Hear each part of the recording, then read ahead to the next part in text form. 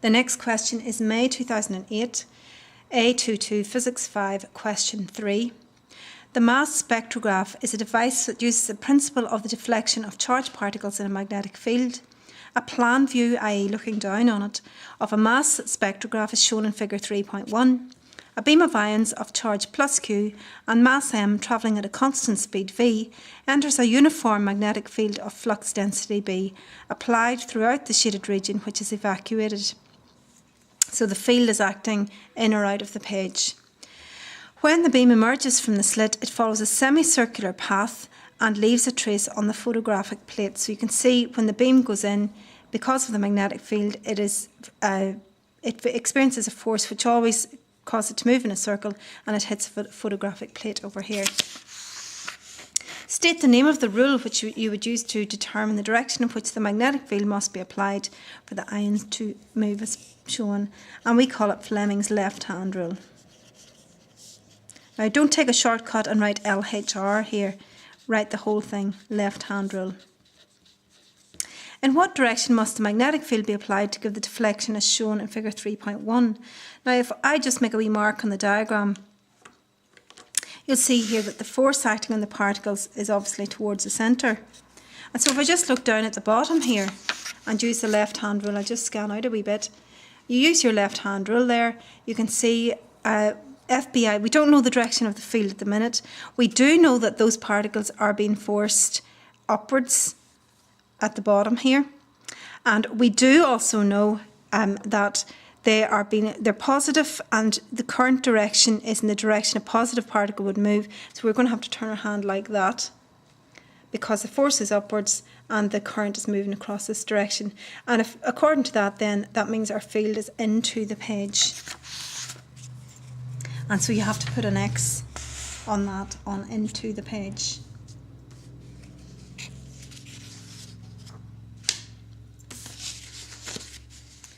The next question says, explain why the magnetic field is semicircular. I just scan in a wee bit. Explain why the field is semicircular. And so the force in the ions is always acting at right angles on our positive ions, always acting at right angles.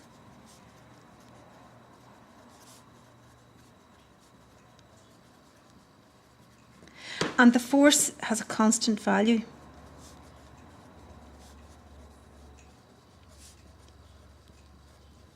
And if I just write down the equation, F is equal to BQV.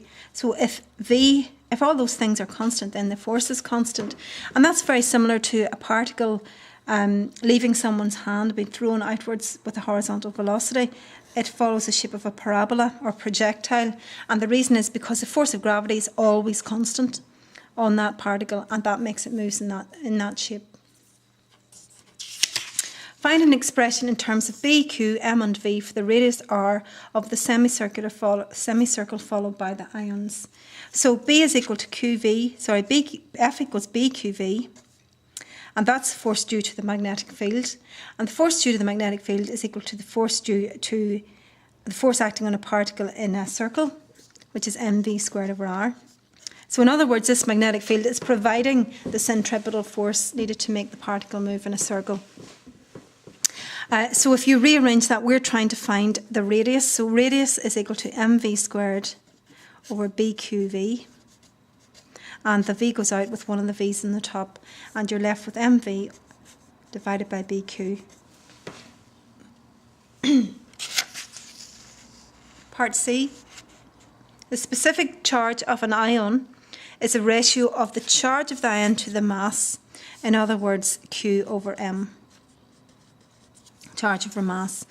Calculate the radius of the semicircular path if the ions have a specific charge of 5 by 10 to the 8 coulomb kilograms to minus 1 and are travelling at a speed of 4.5 by 10 to the 5 metres per second. The value of B is 2.3 by 10 to the minus 3. So if we write down our equation, R is equal to mv over bq. I'm going to rewrite that, mv over qb. This is the bit here that we know, but we know that upside down. So we're going to write 1 over it. We're going to put it in the bottom line, in other words, whenever we put it in. So we know V is 4.5 by 10 to the 5. We know Q over M. In fact, we know M. Yes, we know Q over M, but we have to put it in as M over Q, so we're going to put it in the bottom. 5 by 10 to the 8. And we're multiplying by the strength of the field, which is 2.3 by 10 to the minus 3.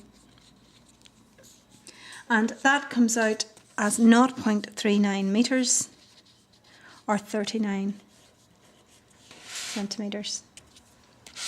On figure 3.1, sketch the path you would expect if the speed of the ions was increased. Label this path 2. So if we write the equation down here a minute, R is equal to mv over bq. So if everything remains constant but v, then R is directly proportional to v. So if v increases, the radius is going to increase as well. So if we just go back here, what we need to put onto this graph is a circle with a bigger radius. And so I'll just use this here. And you were to label that path 2, like that. So as long as it's a circle with a bigger radius.